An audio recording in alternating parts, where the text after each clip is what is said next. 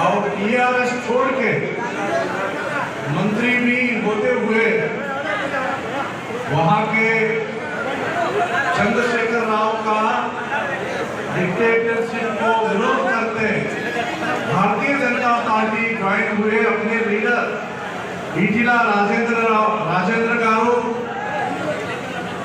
और हमारे डीएनसी के सदस्य तुर्का नरसिम्हा गारू, एक्स एमपी रमेश राठौर जी, एक्स एमएलए हमारे मित्र धर्मराव जी, डीएनटी के यूथ लीडर लक्ष्मण नायक जी, एक्स एमएलए और भाइयों सबको नमस्कार। हमारा जैसे रवि बागली जी ने कहा, देश में हमारे समाज के 7 करोड़ लोग वडर समाज के हैं। ఇవాళ ఉప ఎన్నికల్లో భారతీయ జనతా పార్టీ అభ్యర్థి ఆత్మ గౌరవం కోసం రాజీనామా చేసి పోరాటంలో నిలిచినటువంటి మీ అభిమాన నాయకుడు ఈటల రాజేందర్ గారు, అదేవిధంగా మాజీ శాసనసభ్యులు ధర్మారావు గారు, మరి అదేవిధంగా అఖిల భారత అధ్యక్షులు ఓటర్ సంఘం రవి బక్కల్ గారు, మరి ప్రదేశ్ అధ్యక్షులు వేముల వెంకటేశ్వర గారు, తెలంగాణ అధ్యక్షులు సమయ గారు, మిగతా వేదిక మీద ఉన్నటువంటి పెద్దలకు పేరు పెడతాం। अभी भास्कर ने जैसे बात कह रहा था, कर्नाटक में हमारा समाज को भारतीय जनता पार्टी ने बहुत इज्जत दिया है। हमारा समाज के अभी 4 विधायक हैं और 1 एमएलसी है। उससे पहले अभी तक मैं हमारा सरकार में मंत्री था, उससे पहले भी मंत्री था। 2001 में हमारे वडर समाज के 11 लोग विधायक थे, 11 एमएलए थे। और महाराष्ट्र में है, पंजाब में हमारे लोग हैं, हरियाणा में है, तेलंगाना में हमारे ज्यादा लोग हैं, आंध्र प्रदेश में है, तमिलनाडु में है, उड़ीसा में है, राजस्थान में है। हर प्रदेश में बहुत संख्या में हमारे वडर समाज के लोग हैं। ఒడ్డెర సమాజానికి సంబంధించి మన ఒడ్డెర సమాజానికి సంబంధించి కర్ణాటకలో 4 ఎమ్మెల్యేలు, 1 ఎమ్మెల్సీ, అంతకు మునుపు 11 మంది ఎమ్మెల్యేలు, మరి అదే రకంగా రాజస్థాన్ కావచ్చు, గుజరాత్ కావచ్చు, ఒరిస్సా కావచ్చు, తమిళనాడు కావచ్చు, అన్ని రాష్ట్రాల్లో కూడా పెద్ద సంఖ్యలో ఒడ్డెర సమాజానికి సంబంధించినటువంటి ప్రతినిధులు ఉన్నారు। మరి దేశం మొత్తం మీద ఈ సమాజానికి సంబంధించి 7 కోట్ల మంది మనం ఉన్నాము। अगर हम 7 करोड़ लोग देश को बनाने में, जैसे मोदी जी ने कहता है, देश को बनाने में हमारा बहुत योगदान है। ऐसे कंस्ट्रक्शन के लाइन में है, मिट्टी खोदने में है, पत्थर तोड़ने में हमारा काम है। जो बहुत कठिन काम होता है वो करने के लिए कोई अगर कर सकता है, वो वडर समाज का ही वडर लोग कर सकते हैं। जनता पार्टी में अपने समाज के बहुत बड़ी संख्या में लोग देश भर हैं। जैसे मैंने कहा, कर्नाटक में बीजेपी का सरकार जब था 2008 में, हमारे 4 लोग हमारे मिनिस्टर्स थे। मैं उस समय उच्च शिक्षा का एजुकेशन और हेल्थ मिनिस्टर रहा। मेरे साथ और 3 भाई हमारे वडर समाज के मंत्री रहे। अभी मैं सरकार में नया लोग आने के कारण मंत्री पद का त्याग पार्टी के लिए किया। अब तक मैं वहाँ के फॉरेस्ट और कल्चर मिनिस्टर रहा। अभी बेंगलुरु में हमारे बेंगलुरु में 3 विधायक है। भास्कर जी मेरा कॉन्स्टिट्यूएंसी में बिल्डर का काम करते हैं, बहुत अच्छा आगे बढ़ रहा है। మనం బండలు వాడుకుంటాం, బండలు వాడుకుంటే మనం బతుకులు గడుపుతాం. మన బతుకు మీద బండ మోపింది కేసీఆర్ ప్రభుత్వం. ఈ కేసీఆర్ ప్రభుత్వం జేసీబీలతోని లేకపోతే మరి ఇటాచీలతోని ఆటతోనే పనిచేస్తూ మరి తరతరాలుగా వృత్తి ఏదైతే ఉన్నదో ఆ వృత్తికి మనకు ఉండేటువంటి దానికి అన్యాయం చేస్తున్నటువంటి పరిస్థితి ఉంది. ఇటువంటి పరిస్థితుల్లో మేము ప్రభుత్వాన్ని, తెలంగాణ ప్రభుత్వాన్ని, తమిళనాడు ప్రభుత్వాన్ని ఈ రకంగా కోరుతా ఉన్నాం. మా తరతరాల వృత్తికి ఆటంకం కలగకుండా అనుమతి ఇవ్వాలని.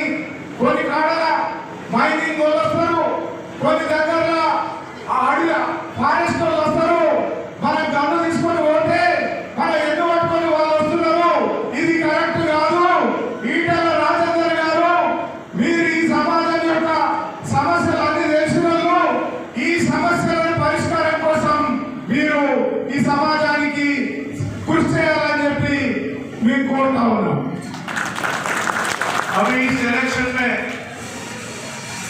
कमल का फूल पे आप मोहर लगाएंगे, राजेंद्र जी को मोहर लगाएंगे।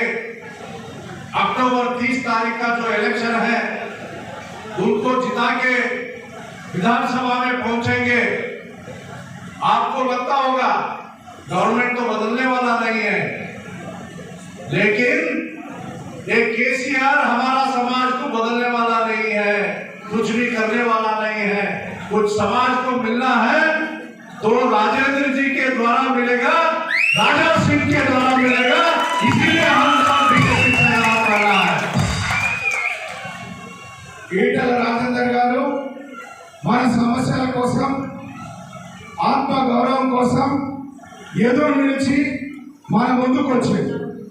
రేపు మనం ఎన్నుకున్నాం కదా ఆ అసెంబ్లీలో పోయి రాజా సింగ్ మిగతా అందరితో కలిసి ఈ సర్కారు మెడల్ వంచి మనకు న్యాయం చేస్తారు. मैंने 19 में तेलंगाना का लोकसभा का इंचार्ज था। उस समय उससे पहले 1 साल पहले यहाँ इलेक्शन हो गया, बीजेपी बुरी तरह से हार गई थी, लेकिन लोकसभा में मैं इंचार्ज बनके इधर आया था। अपने पार्टी के बंडी संजय मिला के, अरविंद मिला के, किशन रेड्डी मिला के, बाबूराव मिला के 4 लोग लोकसभा में आप जीत के भेज दिया। और किशन रेड्डी के नेतृत्व में ऊपर अच्छा काम वहां से कर रहा है। मेरा टारगेट था उस समय 3 लोकसभा के साथ कविता को हराना। वो कविता हार गई, अरविंद वहां से जीत गया। ऐसे इस इलेक्शन में अगर केसीआर को हराना है तो राजेंद्र जी को जीतना है, इसलिए उनके लिए हम सब काम करना है। నేను 2019 ఎన్నికల్లో, పార్లమెంట్ ఎన్నికల్లో భారతీయ జనతా పార్టీ తరఫున ఇక్కడ ప్రభారీగా పనిచేయడానికి వచ్చినప్పుడు మరి ఆ రోజు మేము అనుకున్నాం 3 పార్లమెంటు స్థానాలు గెలుస్తాయని. మరి ఆ రోజు ఎన్నికల్లో 3 దగ్గర 4 పార్లమెంట్లు గెలవడం జరిగింది. ఇవాళ కేంద్ర మంత్రి కిషన్ రెడ్డి గారు, కలంపూరి అరవింద్ గారు, మరి రాష్ట్ర అధ్యక్షులు బండి సంజయ్ గారు, మరి ఆదివాసీ నాయకుడు సోయం బాబురావు గారు. నాకు ఆ రోజు బలమైనటువంటి కోరిక ఉండే ఈ యొక్క తెలంగాణ నియంతృత్వ ప్రతినిధి అయినటువంటి కవిత ఓడిపోవాలని ఉండే. తెలంగాణ ప్రజలు ఆ కోరిక నెరవేర్చిండ్రు, అరవింద్ గారిని గెలిపించారు. अभी केसीआर ने अनाउंस किया है SC ST और OBC को 10 लाख मिलेगा। किसी को मिला है? मिला है? एक झूठ ज्यादा बोलता है और करप्शन ज्यादा है। करप्शन मोदी जी को देखो, देश डेवलपमेंट के तरफ बढ़ रहा है। मैंने सुना राजेंद्र जी यहाँ के अर्थ सचिव थे, फाइनेंस मिनिस्टर थे, हेल्थ मिनिस्टर थे। उसका फाइनेंस मिनिस्टर के समय इतना अच्छा बजट उन्होंने देने के बावजूद भी KCR का करप्शन ज्यादा होने के कारण तेलंगाना डेवलपमेंट नहीं हो रहा है। अगर डेवलपमेंट चाहते हैं, अभी इसका दिक्सूची है इलेक्शन उपचुनाव। राजेंद्र जी को अभी जीतेंगे, जितवाएंगे। आने वाले साल में 2023 में जो असेंबली का इलेक्शन आएगा, मोदी के साथ जाएगा, बीजेपी के साथ जाएगा। बीजेपी के सरकार बनाने के लिए यह चुनाव बहुत महत्वपूर्ण है। राजेंद्र जी को यहां जिताना है। KCR 10 లక్షలు ఇస్తానంటాడు, భ్రమలలో ఉంచుతున్నాడు, తెలంగాణ ప్రజలను మోసం చేస్తా ఉన్నాడు. మరి అభివృద్ధికి మారుపేరుగా అభివృద్ధి కార్యక్రమాలను అందిస్తున్నటువంటి నరేంద్ర మోడీ గారి ప్రభుత్వం కేంద్రంలో ఉన్నది. అనేక విషయాల్లో ఆయన ఇచ్చేటువంటి కార్యక్రమాలను కిందికి చక్కగా తీసుకుపోతలేడు. ఇటువంటి వ్యక్తి పేదల నిరుపేదల అభివృద్ధికి అడ్డంగా నిలిచినటువంటి వ్యక్తిని ఈ రోజు ఈటల రాజేందర్ గారిని గెలిపించిన తర్వాత మళ్ళా 2023 ఎన్నికలు ఏవైతే వస్తాయో ఈ అడ్డం తొలగించడానికి ఇది పునాదైతుంది. ఈ ఈటల గారి గెలుపు దానికి మూలమైతుంది అని చెప్తున్నారు. अभी इलेक्शन का समय आ गया। इलेक्शन के समय में KCR के पार्टी के कार्यकर्ता आएंगे और वो उनके सामने लड़का कंटेस्ट कर रहा है। कौन कैंडिडेट है अभी तक पता नहीं, लेकिन मैंने सुना कोई कॉलेज स्टूडेंट उनके सामने कंटेस्ट कर रहा है। लेकिन वो क्या डेवलपमेंट करेगा पता नहीं। लेकिन इलेक्शन के समय में हमको पैसा देके वोट परचेज करने को, वड्डर समाज के है, इनको पैसा दे दो, हमको वोट दे देंगे, ऐसा बोलते हुए पैसा देने के लिए आएंगे। समाज के लोग इसके बारे में थोड़ा चिंतित करना चाहिए।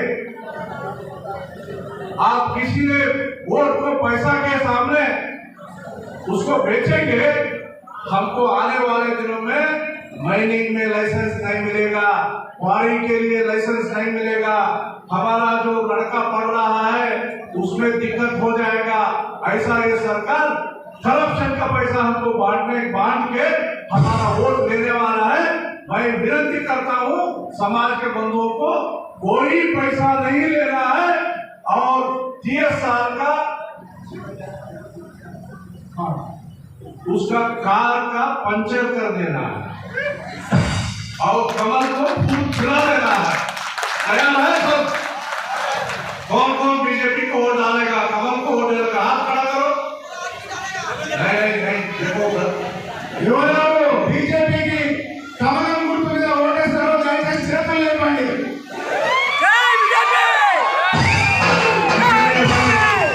मैं विनती करता हूँ, पैसा का पीछे मत पड़िए। आपके काम के लिए राजेंद्र जी हमारा साथ रहेंगे। 30 तारीख को कृपया आपका जो मत है बीजेपी का कमल पर मोहर लगाइए और राजेंद्र को जिता के विधानसभा भेजिए।